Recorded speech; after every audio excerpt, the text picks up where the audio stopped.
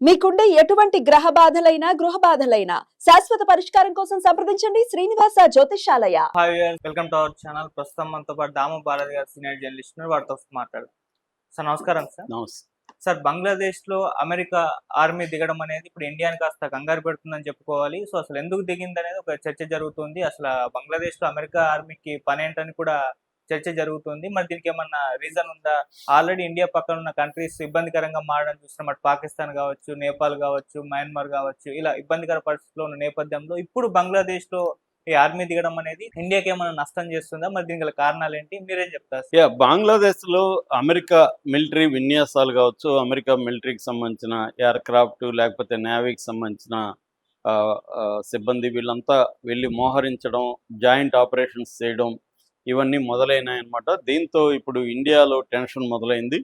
అసలు ఎందుకు అమెరికా బంగ్లాదేశ్ మీద ఫోకస్ చేసింది, బంగ్లాదేశ్లో అమెరికా ఏమేమి చేస్తుంది, దీనివల్ల ఇండియాకి జరిగే నష్టం ఏంటి అనే విషయాలు మనం చూద్దాం. దీన్ని ఇండియా ఎలా రియాక్ట్ అవుతుంది, ఎలా అవ్వాల్సి ఉంటుంది, ఏం చేయాలి ఇండియా అనేది మనం డిస్కస్ చేద్దాం. బేసిక్గా ఏంటంటే సెప్టెంబర్ 14 మొన్న సెప్టెంబర్ 14 C-130 అనే ఒక సూపర్ హెరిక్యులస్ ట్రాన్స్పోర్ట్ ఎయిర్ క్రాఫ్ట్ దిగింది బంగ్లాదేశ్లో చిట్టగాంగ్ ఎయిర్పోర్ట్లో దిగిందనమాట.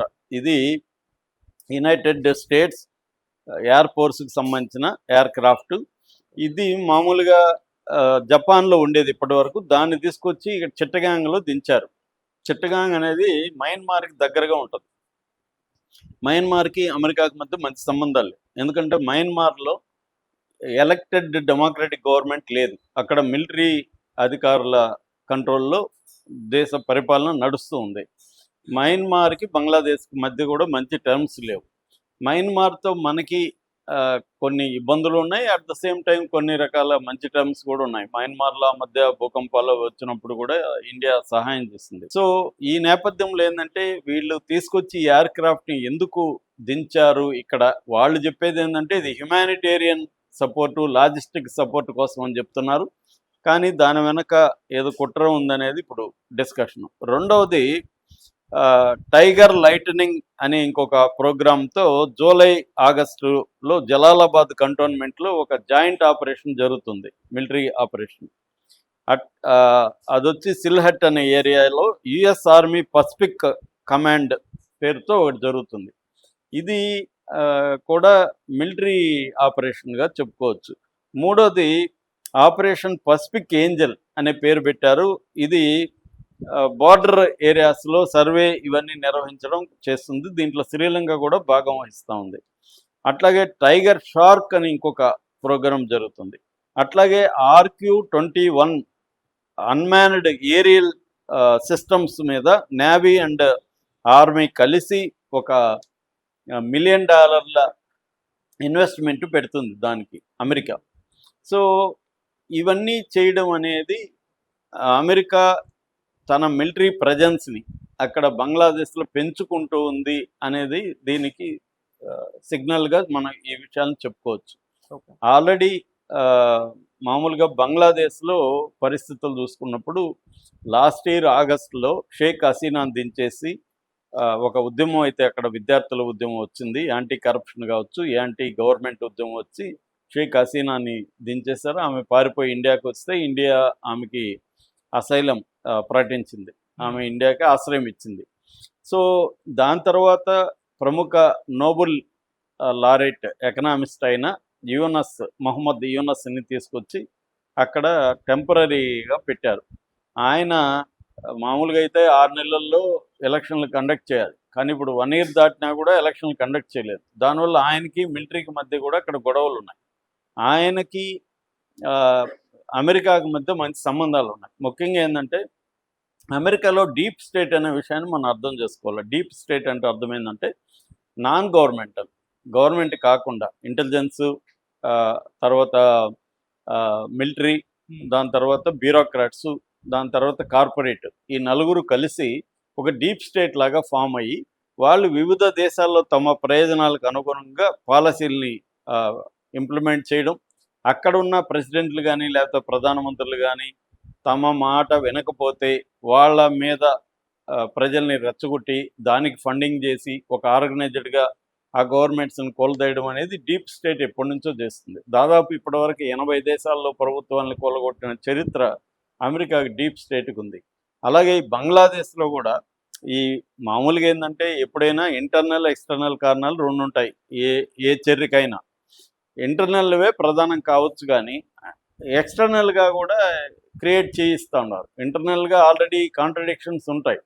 ఎందుకంటే ఈ చిన్న చిన్న దేశాల్లో ప్రజలందరూ సంతృప్తిగా ఉండడం అనేది సాధ్యం కాదు. కరప్షన్ అవన్నీ ఎక్కువ ఉంటాయి.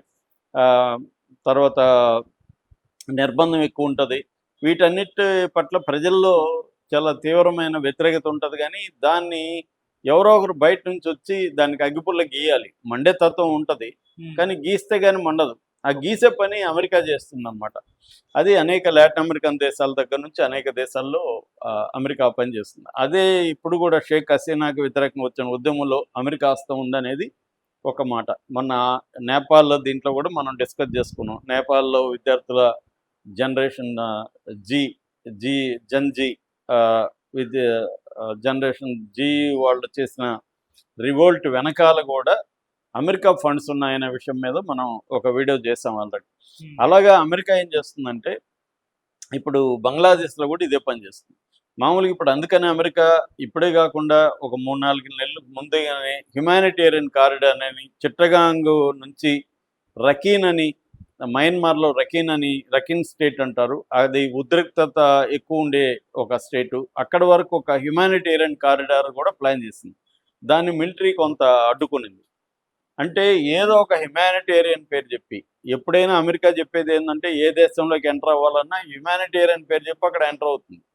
అక్కడ ప్రజల సమస్యలను, డెమోక్రసీను, హ్యుమానిటేరియన్ అని చెప్పి ఎంటర్ అయ్యి దాన్ని మెల్లగా తన కబంధ హస్తాల్లోకి తీసుకోవడం అమెరికా చేసే పని. అట్లాగే ఇక్కడ కూడా హ్యుమానిటేరియన్ అని, మిలిటరీ ఇదని చెప్పి అక్కడ బంగ్లాదేశ్లోకి ఎంటర్ అవుతుంది. ఆల్రెడీ ఇంకోటి ఏంటంటే ఈ మంత్ బిగినింగ్లో బంగ్లాదేశ్లో ఢాకాలో ఒక ప్రైవేట్ హోటల్లో ఒక అంటే అమెరికాకు సంబంధించిన special forces military person mysterious కండిషన్లో చనిపోయాడు. అతను ఎందుకు చనిపోయాడు అనేది ఎంబసీ కానీ ఎవరు కానీ ప్రకటించట్లేదు. అంటే అక్కడ ఏదో జరుగుతుంది, తెలియనిది ఏదో జరుగుతుంది అన్న ఇదైతే కనిపిస్తుంది. సో మనకెందుకు టెన్షన్ రావాలంటే అసలు అమెరికా పర్పస్ ఏందనేది ముందు అర్థం చేసుకోవాలి. అమెరికా పర్పస్ ఏంటంటే ప్రధానంగా జియో పాలిటిక్స్లో భాగంగా అమెరికా పట్టు సాధించడం కోసం అనేక ప్రాంతాల్లో ఇది చేస్తుంది. రెండవది ఇటు పాకిస్తాన్లో కానీ బంగ్లాదేశ్ ఈ దేశాలన్నింటిలో చైనా పెట్టుబడులు పెంచింది. నేను చాలాసార్లు చెప్తుంటే బెల్ట్ అండ్ రోడ్ ఇనిషియేటివ్ అనే పేరుతో చైనా BRI అంటారు. ఈ BRI పేరుతో దాదాపు 150 దేశాల్లో ఇన్ఫ్రాస్ట్రక్చరల్ ప్రాజెక్ట్ని చైనా చేపట్టింది. అంటే రోడ్స్ కావచ్చు, రైల్వేస్ కావచ్చు, పోర్ట్స్ కావచ్చు, తర్వాత పవర్ ప్రాజెక్ట్స్ కావచ్చు, డ్యామ్స్ కావచ్చు, ఇవన్నీ నిర్మిస్తుంది ఆ దేశాల్లో పెట్టుబడులు పెట్టి. దానివల్ల ఏంటంటే దీన్ని డెత్ ట్రాప్ డిప్లొమసీ అంటారు. అంటే వాళ్ళని అప్పుల్లోకి మించి ఆ దేశాల్లో పెట్టుబడులు పెట్టడం ద్వారా ఆ దేశాల వనరుల మీద ఆ దేశం మొత్తం కంట్రోల్లోకి చైనా తెచ్చుకుంటుంది ఎకనామికల్గా. ఇది అమెరికాకి ఇబ్బందిగా మారుతుంది. అంటే అమెరికన్ డామినెన్స్ని చైనా ఎదుర్కొంటుంది బలంగా ఎకనామిక్ ఫ్రంట్లో. సో దీన్ని కట్ చేయడానికి అమెరికా కూడా ఎంటర్ అయింది. పాకిస్తాన్తో కూడా ఇప్పుడు అమెరికా ఎంటర్ అయ్యి అనేక పెట్టుబడులు పెట్టడం మొదలుపెట్టింది.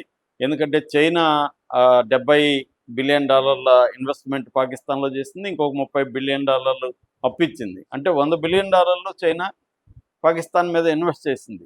అందువల్ల పాకిస్తాన్ చైనా గ్రిప్ లేకపోకుండా అమెరికా కూడా ఎంటర్ అయ్యి IMF ద్వారా లోన్లు ఇప్పించడం, అమెరికా పెట్టుబడులు పెట్టడం, ఆయిల్ దీని మీద కూడా మేము వర్క్ చేస్తామని చెప్పడం ఇలాగే జరుగుతుంది. ఇప్పుడు బంగ్లాదేశ్ పరిస్థితి కూడా అదే. బంగ్లాదేశ్కి మనకు ఆల్రెడీ ప్రాబ్లమ్స్ ఉన్నాయి.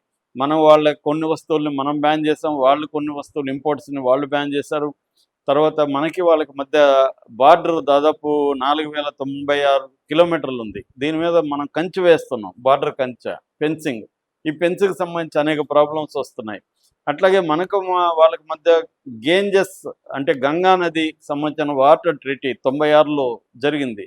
ఆ వాటర్ పంపకాల విషయంలో మనకి వాళ్ళకి మధ్య గొడవలు ఉన్నాయి. అట్లాగే స్ట్రాటజిక్గా మనకు వాళ్ళకి మధ్య ప్రాబ్లమ్స్ ఉన్నాయి.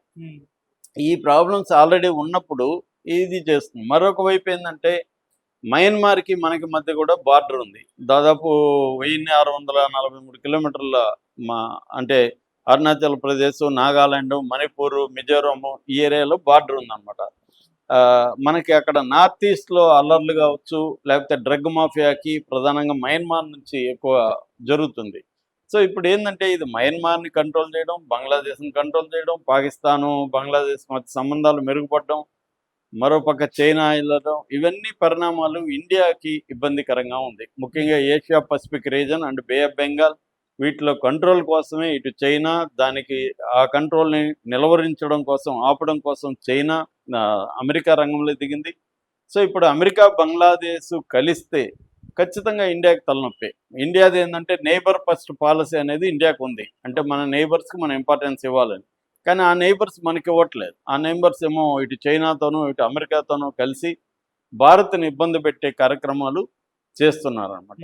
ఇది ఖచ్చితంగా ఇండియాకి తలనొప్పిగా మారుతుంది. అయితే ఇండియా ఏంటంటే దీన్ని కూడా జాగ్రత్తగా గమనించి తగిన విధంగా స్పందించడం మొదలుపెట్టింది. ఒక పక్కగా డిప్లొమాటిక్ డిస్కషన్లు ఇటు బంగ్లాదేశ్తో చేస్తుంది. మరోవైపు వివిధ ఏజెన్సీలు అంటే ఏషియా పసిఫిక్ రీజన్లో ఉండే వివిధ సంస్థల ద్వారా కూడా ఇన్ఫ్లుయెన్స్ చేయడానికి ఇండియా ప్రయత్నిస్తుంది. ఎందుకంటే డైరెక్ట్గా మనం బెదిరించలేము. బంగ్లాదేశ్కి చెప్పాలి, మీరు అమెరికన్ ప్రజెన్స్ ఎక్కువయ్యే కొద్దీ మాకు ఇక్కడ ఇబ్బందులు వస్తాయి అనేది అంటే పర్సువేట్ చేయాలి తప్ప వాళ్ళని బెదిరించే కార్యక్రమం చేయకూడదు. కాబట్టి ఇది కత్తిమీద సాములాగా ఉండే వ్యవహారం కాబట్టి ఇండియా ఆచితూచి వ్యవహరిస్తుంది. దీని పట్ల కన్సర్న్ అయితే చూపిస్తుంది. సో ఈ పరిణామాలు ఎట్లా మారుతాయి అనేది మనం చూడాలి. Okay sir, thank you so much.